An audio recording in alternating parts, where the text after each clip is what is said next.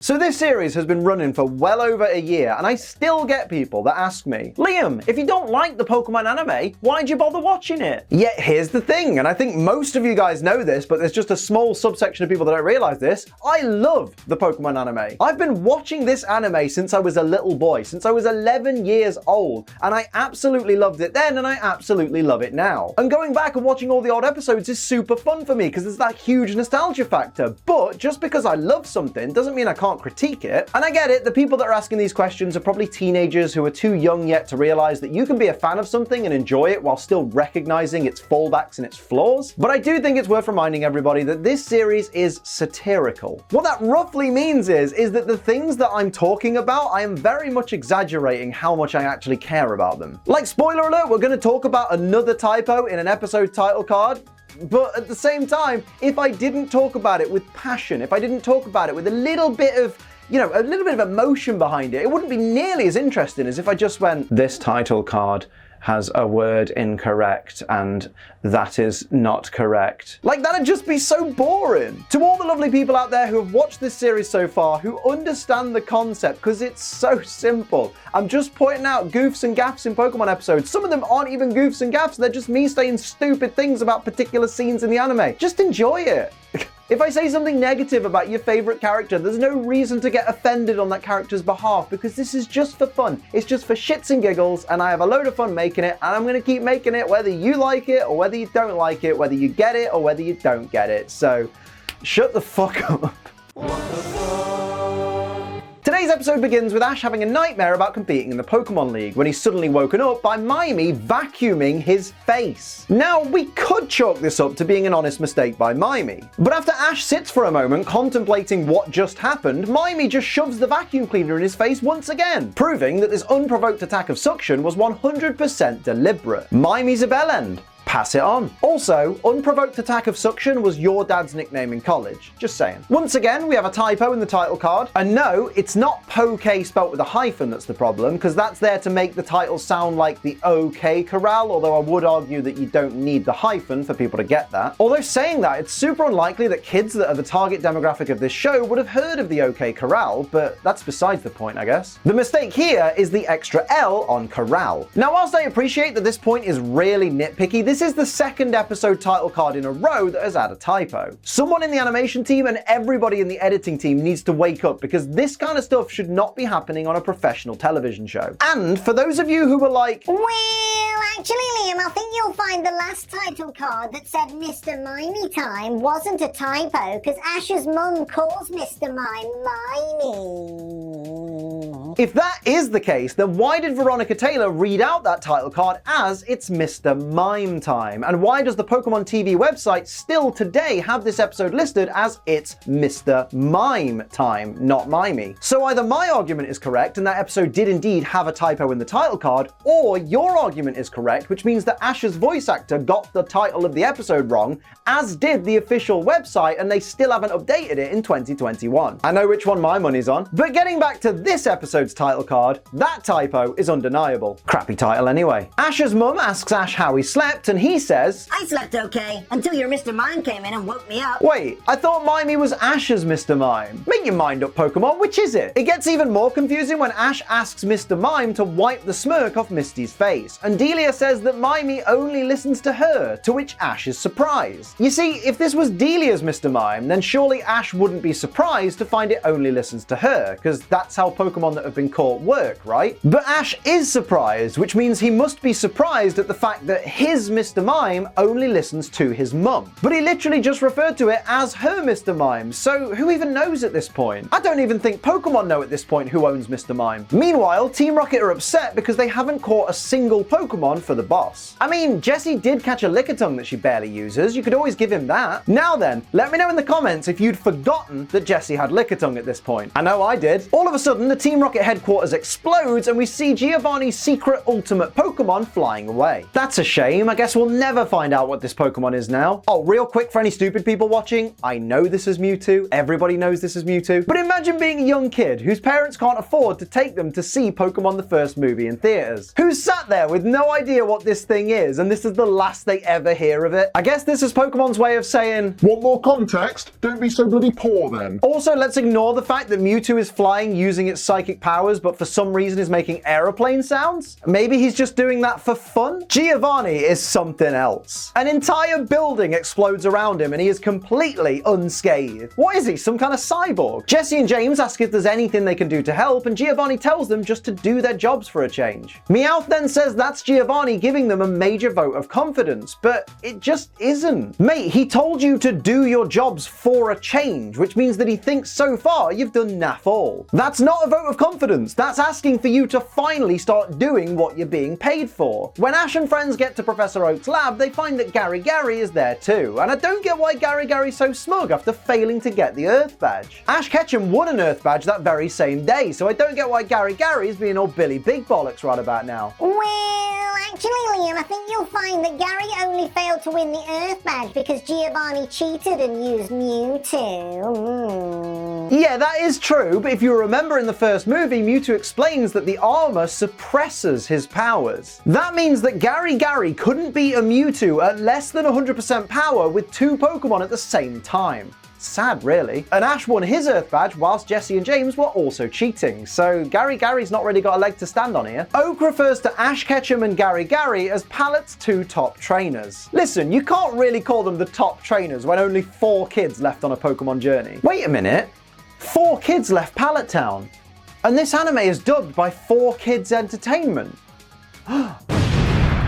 I'm just kidding, by the way. That is literally just a coincidence. I'll tell you what isn't a coincidence. Liking and sharing this video will help this channel grow and thrive in this terrible, scary YouTube algorithm. So if you could do that, I'd really appreciate it. As I've said before, don't worry if you've got like no friends on Facebook or Twitter that will actually see the video, because that's not what YouTube records. YouTube's algorithm just records the fact that the link to this video has been posted somewhere. That's what they look for. That's what helps me in the algorithm. It doesn't matter if anyone clicks on it or not. All that matters is that the link has been shared somewhere. And the thumbs up button is super easy. It's right below the video. Just tap it, boom, job done. If you're new here, by the way, hello, welcome. Hope you're having a good time. Hit that subscribe button and turn on all notifications so you never miss an episode of Pokemon WTF Moments. I would really appreciate it. Oak explains that Ash and Gary earn more badges than the other 2 trainers from Pallet Town, who got off to a great start but then just didn't have the skill. Is that the anime writing the other 2 Pallet Town trainers out of the story?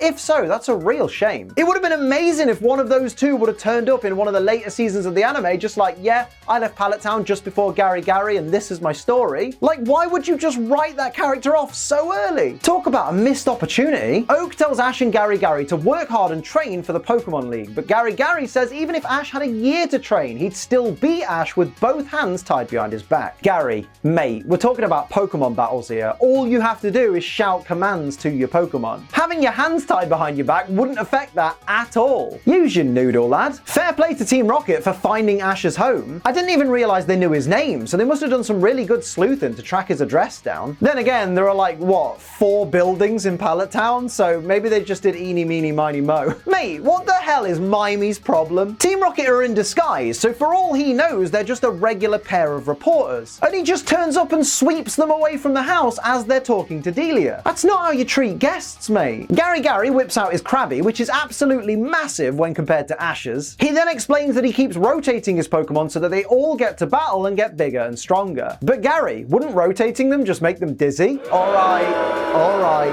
shut up. But seriously, after hearing about how Gary trains his Pokemon compared to Ash, who uses the same Pokemon over and over again, I'd much rather watch an anime about Gary's Pokemon journey than Ash's. It just sounds way more exciting. Brock warns Oak that there's gonna be a fight if he doesn't intervene, and Oak is just content to sit back and eat and watch Ash and Gary have a bust-up. So Professor Oak is basically apparently Twitter, before Twitter was even a thing. Gary goes on to talk about how he researches every gym leader's signature type so he knows what type of Pokemon to use against them, and explains that against Brock's Geodude he'd use a water type, but would also have a grass type as a backup. Misty says that Ash would just use Pikachu, and that's actually exactly what Ash did, but Gary then goes on to say that you should never use an electric type against a rock type Pokemon. Now usually I would chastise a character for talking about a rock type Pokemon as if it were a ground type, because of course ground type Pokemon are immune to electric attacks. But I'm feeling generous today, so I'm gonna say that Gary's advice is actually quite useful here. Since out of all the rock types in Generation 1, only 5 of them aren't part ground type. And those 5 Pokemon are Omanyte, Omastar, Kabuto, Kabutops, and Aerodactyl, all fossil Pokemon. And given how the early anime treated fossil Pokemon, it's unlikely that we'd ever see any trainers with those Pokemon. So I'd say 99 times out of 100, or maybe 999 times out of 1,000, if you find yourself up against a rock type Pokemon in this generation's anime, it's gonna be part ground type, which means keep your electric type Pokemon well away from them. So well done, Gary.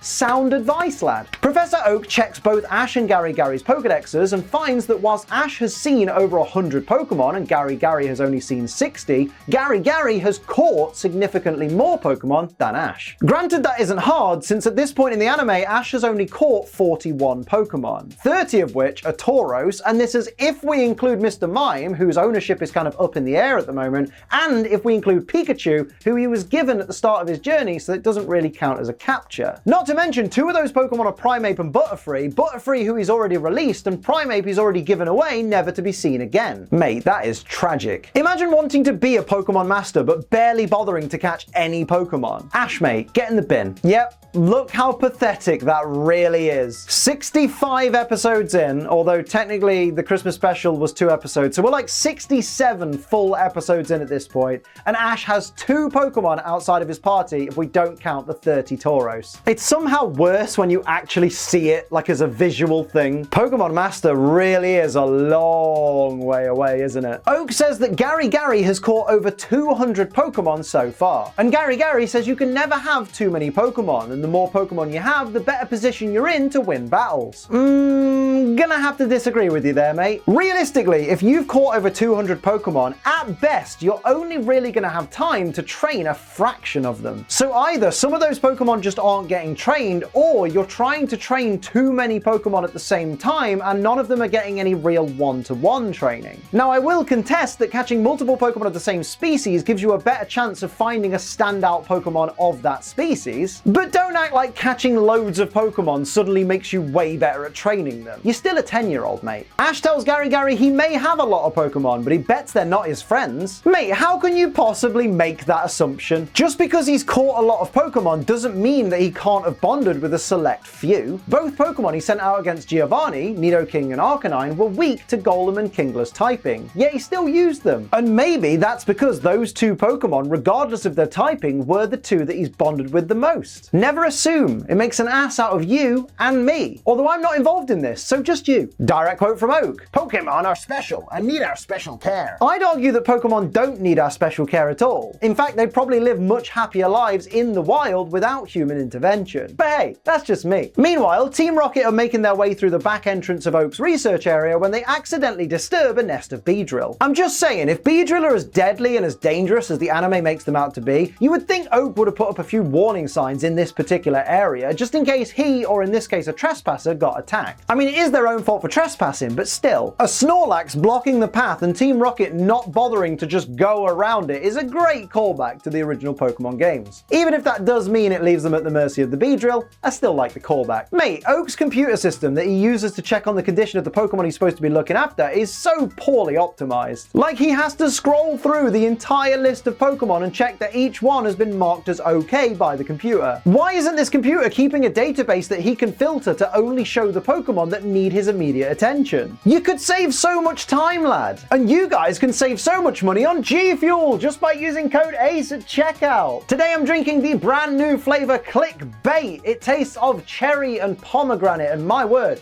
it is very, very tasty. Originally in my taste test on like Instagram and on Twitter, I gave it like a 7 out of 10. It's moved up to an 8 the more I've drank it. I really, really like this. Oh, that is very, very tasty. Make sure you use code ACE at checkout because that'll help you save money and will also help this channel survive. And of course, I just want to say a massive thank you to everybody that always uses code ACE.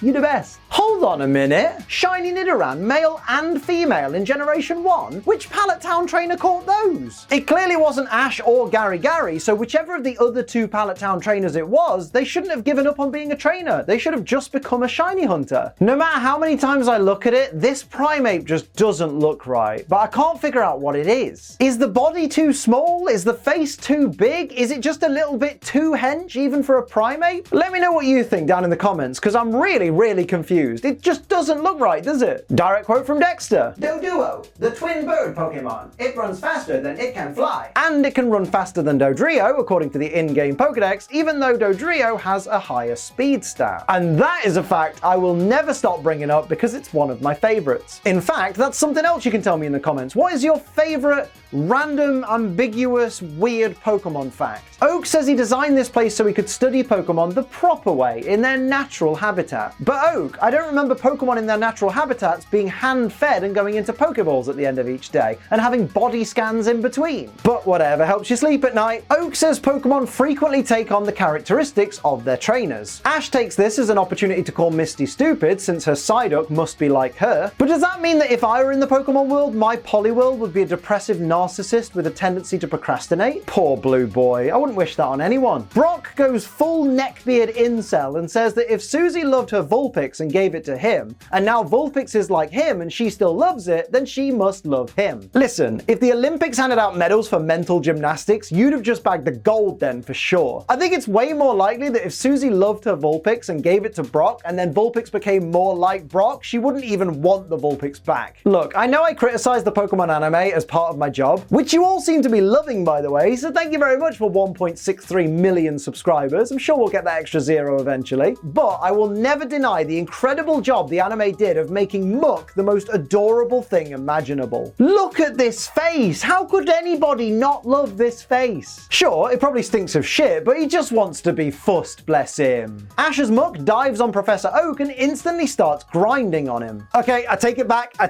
it's not cute, it's not cute at all. Jessie once again proves that she is what the kids call hench AF as she casually throws a Geodude out of her way. That's 44 pounds or 20 kilograms that she just lobbed like it was a tennis ball. Jessie is a machine. Pass it on. She then picks up a Sandshrew that proceeds to not only Fury attack her across the face, but also drop kicks her in the throat for good measure. I reckon it didn't mean to get her in the throat though, it's probably just bad form. Now if Hardcore Holly was the one drop kicking her, he'd have got her right in the forehead. Best drop kick in the game. Nobody compares. Direct quote from Brock. Some people used to say there are only 150 Pokemon. Then we discovered Togepi. Mate, you don't know the half of it. If you'd have told me in 1999 we'd be a generation or two away from 1,000 Pokemon, I'd have said you were insane. Don't get me wrong though, I love it, because seeing new Pokemon is my favorite part of every generation. Ash says that the day he left Pallet, he saw a Pokemon that Dexter didn't even know about. Not exactly hard, is it, mate? We're talking about a Pokedex whose only information on Mr. Mime was it creates barriers using pantomime, and after that I've got nothing. Seriously, Dexter's a joke. Finally, this is what we've been waiting for. After 60 plus episodes, we're finally gonna see Ash Ketchum versus Gary in a one-on-one Pokemon battle. Except we're not, because there's apparently been an explosion at the Electric Pokemon Preserve. You cock-teasing bastards, Pokemon. You know we don't care about that. Just give us what we want. So it turns out Team Rocket have been caught in an explosion made by a bunch of Voltorb and Electrode. Honestly, even with plot armor, I'm surprised they're not dead. Wait, why is Gary surprised to see a talking Meowth? He was at the Viridian Gym literally 2 episodes ago where he watched Ash take on Team Rocket for the Earth Badge, and Meowth was there, talking and everything. Did he forget that happened? Surely you wouldn't forget seeing a talking animal. I love that Professor Oak, who supposedly loves Pokemon and thinks we need to nurture and care for them and protect them, stands by and does literally nothing while Team Rocket actively abuse Meowth. Honestly, Oak, it just makes you as bad as they are if you're not willing to intervene. Oh yes, let's go. Jessie and James versus Ash and Gary.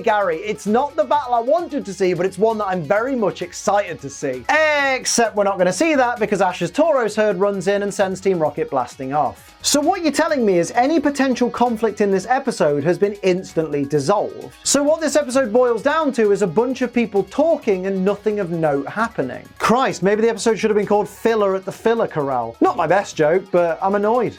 Genuinely. Gary says they sure took care of them, and Ash points out that they didn't really do anything. Exactly! And that's precisely my problem. It would have been nice to have seen at least one battle this episode. Oak says that Ash technically did do something, since the Tauros that got rid of Team Rocket were all his, and if it wasn't for those Tauros, who knows what would have happened? Mate, I will tell you exactly what would have happened. Go Arbok! Wheezing, go! Shabok! Wheezing! Let's go, Pikachu! Pika! Go, Blastoise! Blast! Wow, a Blastoise! Blastoise, the shellfish Pokemon. A brutal Pokemon with pressurized water jets in its shell. They are used for high-speed tackles. Blastoise, use Hydro Pump! Pikachu, use Thunderbolt now! Looks like Team Rocket's blasting off again! Oak, do you even watch this show? Gary decides he's gonna head home instead of battling Ash, claiming it's been a long day? You've literally ran across a field and watched some bulls take care of Team Rocket. How has it been a long day? Gary is just a pussy bitch. Pass it on. Oak tells Ash he needs to fix the fence that his Tauros broke. Not being funny, mate, but when Ash sent you those Tauros, they were all in Pokeballs. It's not Ash's fault that you let them out all at once to run around as a herd and built such a flimsy-ass fence. Fix it yourself? And why does he make Brock and Misty help? It's not like it's their fault. Oak, mate, you're a cockend. He says that helping others and sharing their burden is the way to become a better trainer, a better friend, and a better person. Shut up, mate. I don't see you offering to help. What does that say about you? Let's face it, he's only trying to keep Brock and Misty busy so that he doesn't have to try and hold a conversation with them while he's waiting for Ash to finish fixing the fence. Oak apparently doesn't like Brock or Misty. Confirmed. And as the episode ends, we realize that much like fixing a fence, watching this episode has been a chore. It's disappointing because I love Pokemon and this episode hyped us up so much. The potential battle between Ash and Gary